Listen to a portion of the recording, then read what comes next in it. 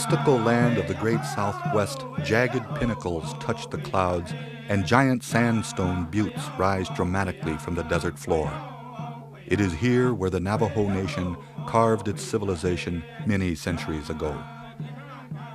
The Navajo's ancient ancestors came to this land from northwest Canada over 700 years ago and settled in the red rock canyons of what is now northern Arizona and New Mexico.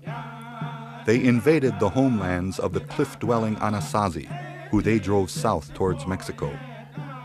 The Navajo created a unique culture based on raising crops, herding livestock, weaving, and crafting jewelry. While white settlers avoided this dry, rugged landscape, the Navajo held it in special reverence. The land became a source of sustenance and spiritual nourishment. They learned to grow patches of corn in desert soil and planted peach orchards in canyon bottomlands. When Father Sky provided rain, Mother Earth provided fruit, grain, and pasture. The most common symbol of the Navajo's spiritual link to the land was the hogan, a domed dwelling made of logs and earth. Hogans were used for both housing and ceremonial purposes. Their entrances always faced east toward the rising sun. Almost every act of Navajo life, from the building of hogans to the planting of crops, was ceremonial in nature, accompanied by songs and prayers. Sand paintings were part of many Navajo healing ceremonies and had the power to restore order to the world. These paintings were made by medicine men who sprinkled colored sand on the floor of a ceremonial hogan.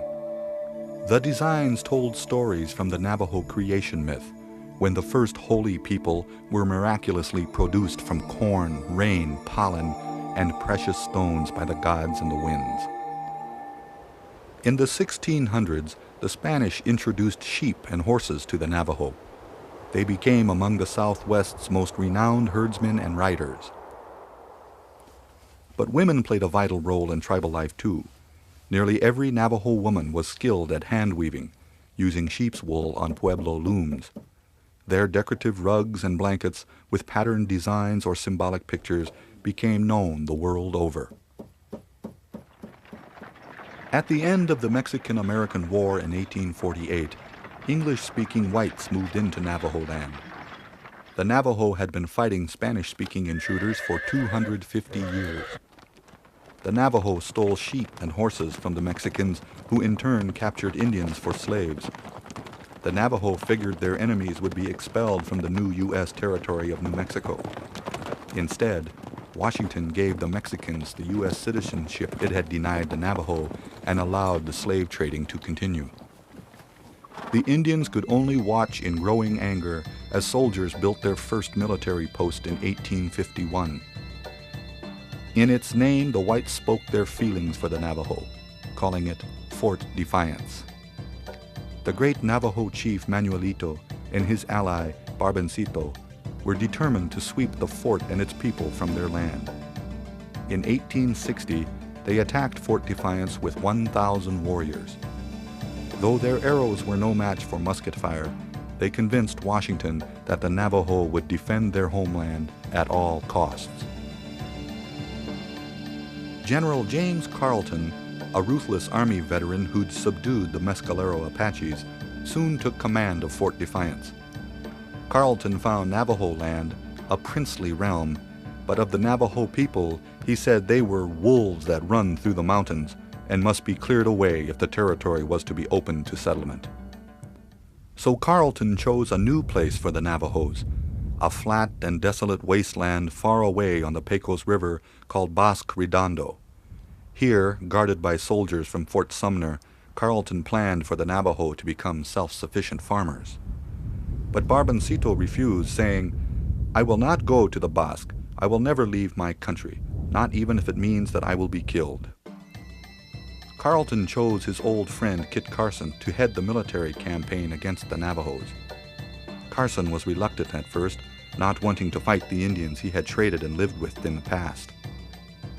But the summer of 1863 found Colonel Kit Carson leading 1,000 New Mexico volunteers to wage war against the Navajo, who numbered more than 12,000.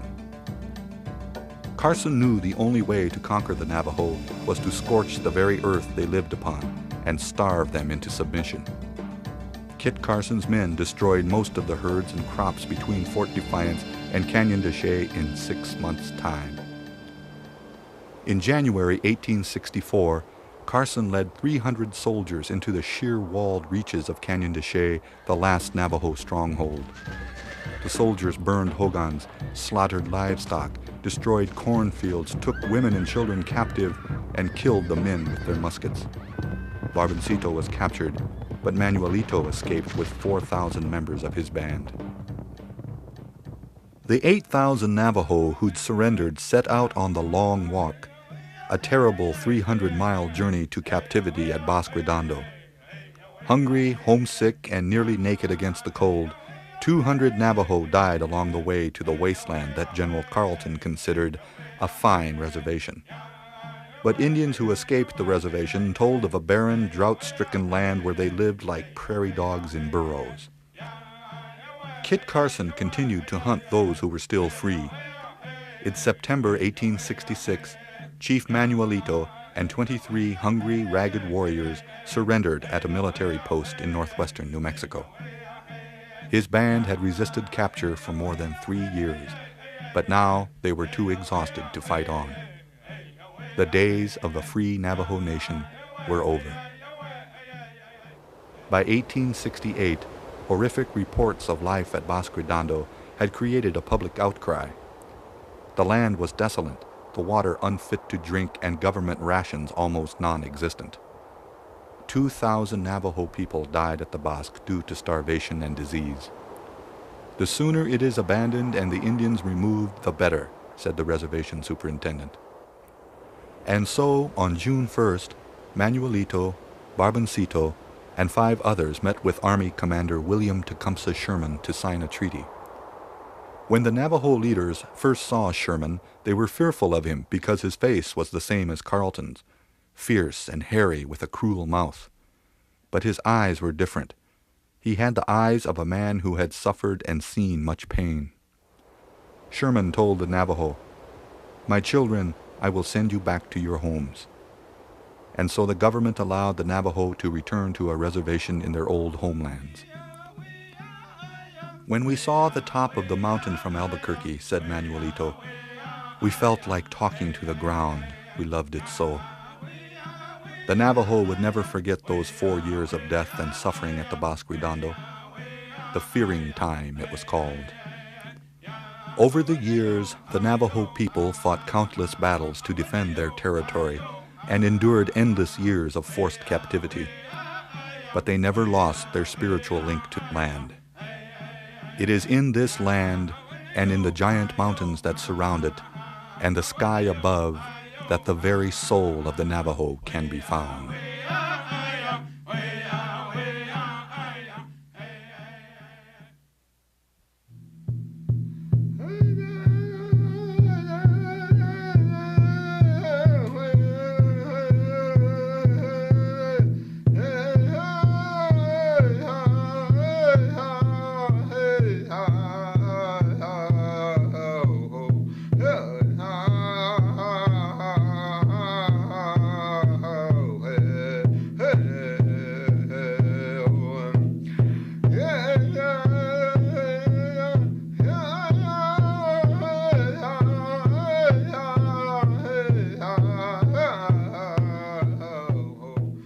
It was the Cheyenne and Teton Lakota who fought the hardest for their land and lives, and these 2 nations would be the last to ride in freedom across the Great Plains.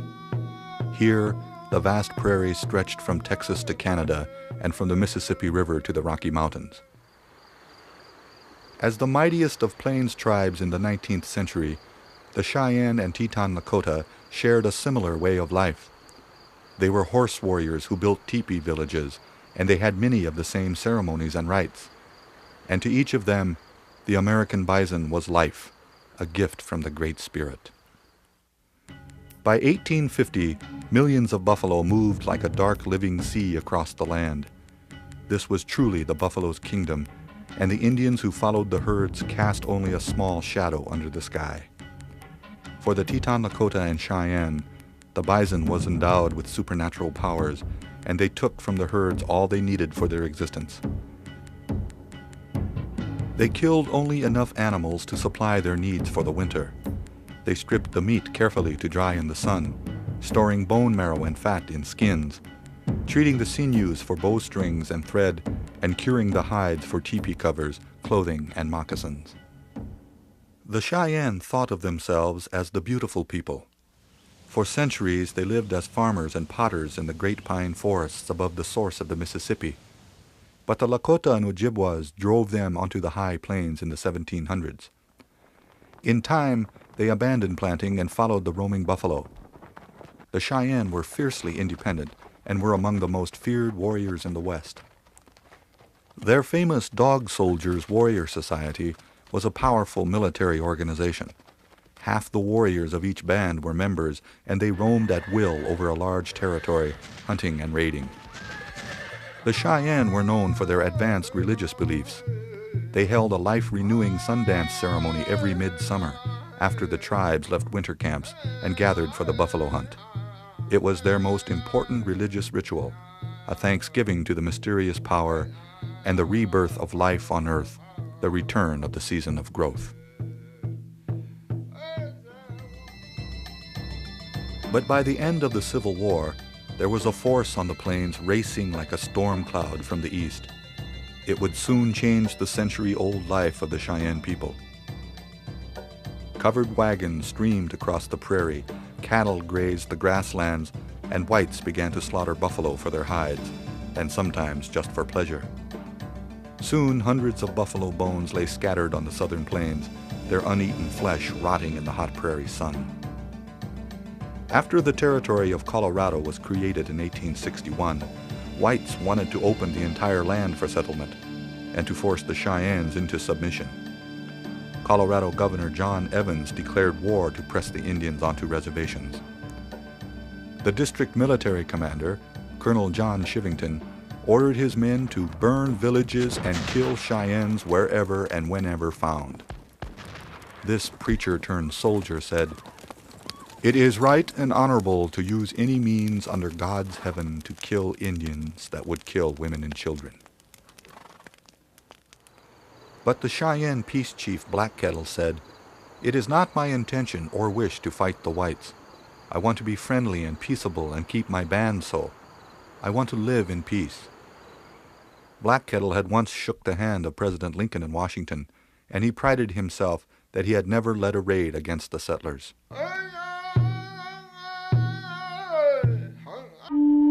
An American Indian Healing Prayer. Mother, sing me a song that will ease my pain, mend my broken bones, bring wholeness again. Catch my babies when they are born, sing my death song, teach me how to mourn. Show me the medicine of the healing herbs, the value of spirit, the way I can serve. Mother, heal my heart so that I can see the gifts of yours that can live through me.